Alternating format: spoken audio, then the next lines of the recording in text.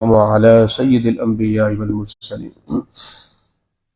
اللہ رب العزت ارشاد فرماتا ہے فَإِن تَابُوا وَأَقَامُوا الصَّلَاةَ وَآتُوا الزَّكَاةَ فَخَلُّوا سَبِيلَهُمْ، اگر کوئی شخص توبہ کرے اور نماز قائم کرے، زکوٰۃ دے، فَخَلُّوا سَبِيلَهُمْ، تم اس کا راستہ چھوڑ دو، اس کا راستہ چھوڑ دو، یعنی اب اسے اسلام کے اندر تکلیف یا اسے جو ہے وہ قتل کرنے پہ تم نہ تلے رہو۔ حضرت ابن عمر رضی اللہ تعالی عنہ سے مروی ہے، حضور ارشاد فرماتے ہیں اللہ نے مجھے حکم دیا ہے میں لوگوں کے ساتھ قتال کروں، لوگوں کے ساتھ جہاد کروں۔ کب تک؟ یہاں تک کہ لوگ گواہی دیں اللہ الہ الا اللہ وان محمد الرسول اللہ، یعنی اللہ کے ایک ہونے کی اور سرکار کے رسول ہونے کی گواہی دیں۔ جب تک نہیں دیتے تب تک اللہ نے مجھے جہاد کا حکم دیا ہے، اور نماز قائم کریں اور زکوٰۃ دیں۔ فَإِذَا فَعَلُوا ذَلِكَ عَصَمُوا مِنِّي دِمَاءَهُمْ وَأَمْوَالَهُمْ، اگر انہوں نے ایسا کر لیا تو انہوں نے اپنے خون کو اور اپنے مال کو مجھ سے بچا لیا۔ اور یہی وجہ ہے کہ جناب صدیق اکبر رضی اللہ تعالی عنہ نے اپنے دور میں جن لوگوں نے زکوٰۃ دینے سے انکار کیا تھا، آپ نے ان کے خلاف جہاد کیا تھا۔ تو گویا کہ بے نمازی بھی اگر وہ نماز کا انکار کرتا ہے وہ تو مرتد ہے، اور مرتد سے جہاد ہے۔ اگر سستی کرتا ہے تو اسے بھی وہ تنبیہ وغیرہ کرتے رہنا چاہیے۔ تو حضور نے فرمایا اللہ نے مجھے جہاد کا حکم دیا ہے جب تک لوگ ایک معبود کے پرستار نہ بن جائیں۔ اگر وہ ایسا کر لیتے ہیں تو ان کا خون بھی محفوظ ہے اور ان کا مال بھی محفوظ ہے، مگر جو ان کا حق اللہ پر ہے وہ تو باقی رہے گا۔ مسلمان ہونے کے بعد اگر کوئی کسی کو قتل کرتا ہے تو اس کا حق اللہ پر ہے، اور قاضی وقت بھی جو ہے وہ قصاص میں اسے قتل بھی کرے گا۔ اگر وہ کسی پر تہمت لگاتا ہے تو تہمت کے سیکورے مارے جائیں گے، اگر شراب پیتا ہے تو اس کو سیکورے لگائے جائیں گے۔ جو اسلام کی سزائیں وہ تو اس کو ملیں گی، مگر وہ جو قتل والا معاملہ تھا وہ اب اللہ کے ہی سپرد ہے، اس لیے کہ اس نے اسلام کیا کر لیا ہے، قبول کر لیا۔ حضور نے آگے ارشاد فرمایا من قال لا الہ الا اللہ، کہ جس نے کہا لا الہ الا اللہ، تو لا الہ الا اللہ جب بھی کہا جاتا ہے اس سے مراد پورا کلمہ ہوتا ہے۔ اب جیسے ہم کہتے ہیں کہ پاکستان کا مطلب کیا لا الہ الا اللہ، تو فقط یہ نہیں ہوتا، اس سے پورا کلمہ ہی مراد ہوتا ہے، لا الہ الا اللہ محمد رسول اللہ۔ تو حدیث پاک میں جہاں بھی آتا ہے نا من قال لا الہ الا اللہ، جس نے کہا لا الہ الا اللہ فقط دخل الجنہ، وہ جنت میں داخل ہو گیا، اس کا یہ ہرگز مطلب نہیں لا الہ، بلکہ یہ مکمل جملہ مراد ہے، لا الہ الا اللہ بھی کہا اور ساتھ محمد رسول اللہ بھی کہا۔ اللہ اکبر۔ تو فرمایا کہ جس نے کہا لا الہ الا اللہ اور اس نے چھوڑ دیا ان کو کہ جن کی اللہ کے علاوہ پوجا کرتا تھا، تو اس کا مال اور اس کا خون وہ اب کیا ہو گیا، مسلمانوں پر حرام، یعنی اب اس کو مار بھی نہیں سکتے، اس کا مال لوٹ بھی نہیں سکتے۔ اللہ اکبر۔ اب یہ آگے 3 روایتیں آ رہی ہیں، بڑی بڑی روایتیں ہیں۔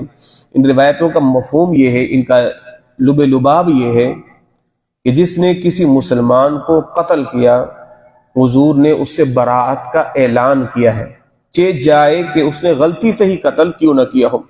اب سنیے گا روایت، حضرت مقداد رضی اللہ تعالیٰ عنہ سے مروی ہے، وہ فرماتے میں نے اللہ کے رسول سے کہا یا رسول اللہ ارأیت، حضور آپ کی کیا رائے ہے، ان لقیت رجلا من الکفار، اگر میں کفار میں سے کسی آدمی کو پاؤں اور اس نے ہمارے ایک آدمی کے ہاتھ کو کاٹ دیا اور ہم اس کے پیچھے بھاگے اور وہ کسی درخت کے پیچھے چھپ گیا اور قریب تھا کہ ہم اسے قتل کر دیتے، اس نے کیا کہا، اسلمت، میں اسلام لے آیا، میں اسلام لے آیا، اور حضور ہم نے اس کے باوجود بھی اس کو قتل کر دیا۔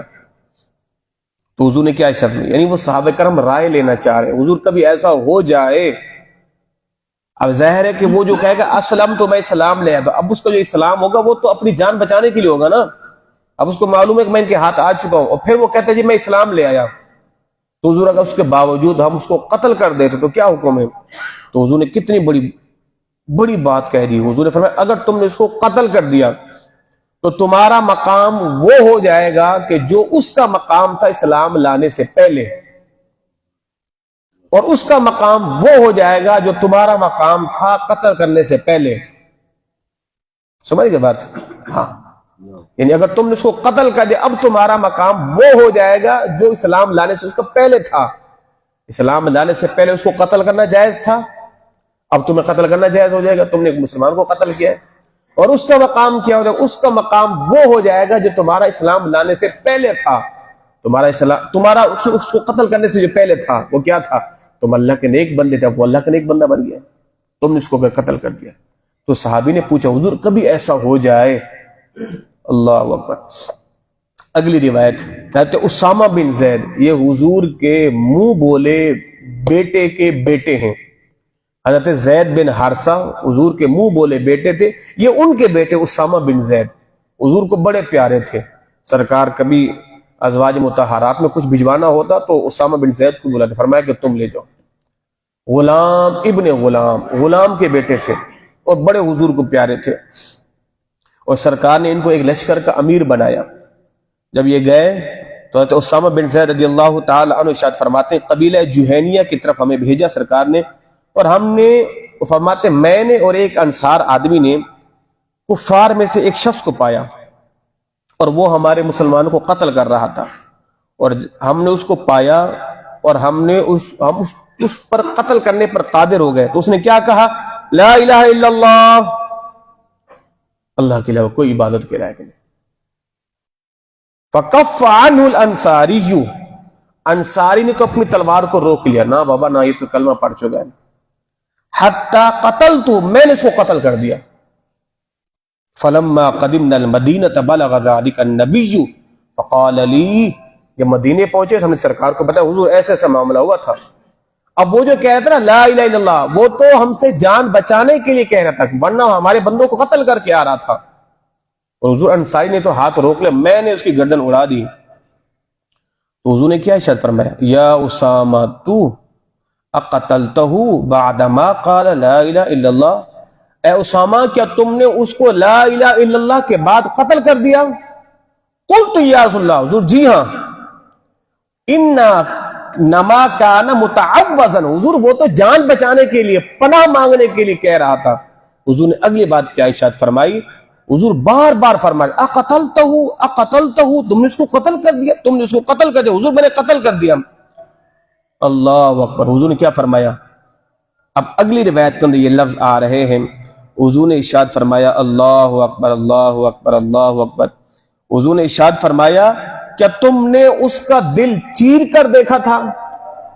وہ جو کہتا ہے کہ میں نے اسلام لایا، تم یہ جو کہہ رہے اس نے جان بچانے کی، کیا تم نے اس کا دل چیر کر دیکھا تھا؟ حضور نے برات کا اعلان کیا۔ تو اسامہ کیا کہتے ہیں؟ حتی تمنیت انی، کہتے کاش میں آج مسلمان ہوا ہوتا۔ سرکار کی یہ جو ناراضگی ہے نا، اور ایک روایت میں آتا ہے حضور نے دعا ہاتھ اٹھا دیا، پروردگار میں اسامہ کے اس عمل سے بیزار ہوں، اس عمل سے بیزار ہوں، اس عمل سے بیزار ہوں، یعنی میرا اسامہ کے اس عمل میں کوئی کردار نہیں ہے، میں نے اسامہ کو نہیں کہا تھا کسی مسلمان کو قتل کرنا، میں اس کے اس عمل سے بیزار ہوں۔ اسامہ بن زید کہتے اللہ میں نے تمنا کی کاش میں آج مسلمان ہوا ہوتا تو مجھ سے یہ غلطی تو سرزد نہ ہوتی، میں آج مسلمان ہوا ہوتا۔ اللہ اکبر۔ اگلی روایت کا مفہوم بھی یہی ہے، حضور ہم نے اس کو قتل کر دیا، اور سرکار نے بار بار فرمایا فَكَيْفَ تَصْنَعُ بِلَا إِلَّا اللَّهِ، اے اسامہ قیامت کے دن تم اس کے کلمہ لا الہ الا اللہ کا سامنا کیسے کرو گے؟ وہ تو کہے گا مالک نے تو لا الہ الا اللہ پڑھ لیا تھا، تم اس کے اس کلمے کا سامنا کیسے کرو گے؟ حضور بار بار فرماتے، بار بار۔ اور حضرت اسامہ نے کیا کہا؟ استغفر لی، اے اللہ کے رسول میرے لیے بخشش طلب کیجیے، میرے لیے مغفرت طلب کیجیے، حضور میرے لیے مغفرت طلب کیجیے۔ اللہ اکبر۔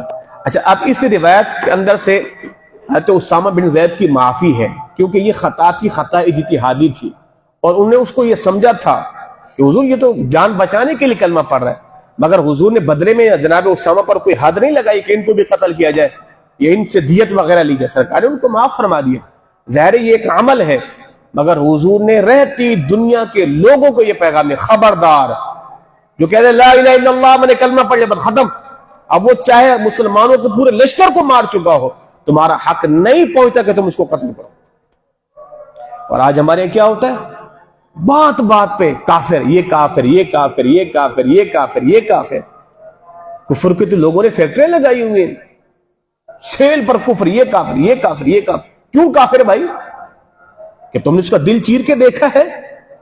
ہاں اگر ظاہری اعمال ایسے ہیں کہ جس پر کفر کا فتویٰ لگتا ہے، وہ بھی آپ نہیں لگائیں گے، اس کو بلایا جائے گا، اس سے پوچھا جائے گا تمہاری منشا کیا ہے، تمہاری مراد کیا ہے، پھر اس پر کفر کا فتویٰ لگایا جائے گا، اور وہ بھی مفتیان کرام لگائیں گے قرآن و احادیث کے عین روشنی کے مطابق۔ اور ہمارے کیا ہوتا ہے؟ یہ کافر ہو گیا، یہ کافر ہو گیا، یہ کافر ہو گیا۔ کیا تم نے اس کا دل چیر کے دیکھا اس نے کفر کیا ہے؟ لا حول ولا قوت الا باللہ۔ اتنا حساس معاملہ ہے، اندازہ لگائیں کہ حضور کے منہ بولے بیٹے کے بیٹے حضور کو اتنے محبوب، مگر سرکار نے پھر کیا فرمایا؟ اے پروردگار اسامہ کے اس عمل سے میں بیزار ہوں۔ فَكَيْفَ تَصْنَعُ بِلَا إِلَٰهَ، اے اسامہ کیسے اللہ کے سامنے اس کلمے کا سامنا کرو گے؟ تو کہا حضور میرے لیے بخشش طلب کیجئے، میرے لیے مغفرت طلب کیجئے، مجھ سے یہ عمل ہو گیا ہے۔ اللہ اکبر۔ تو اسلام کے اندر کسی بھی شخص کی جان کی قیمت کتنی، اندازہ لگا لیں آپ، کتنی اہمیت ہے۔ اللہ ہم سبوں کو دین سیکھنے کی توفیق عطا فرمائے۔ آمین۔ اللہم صلی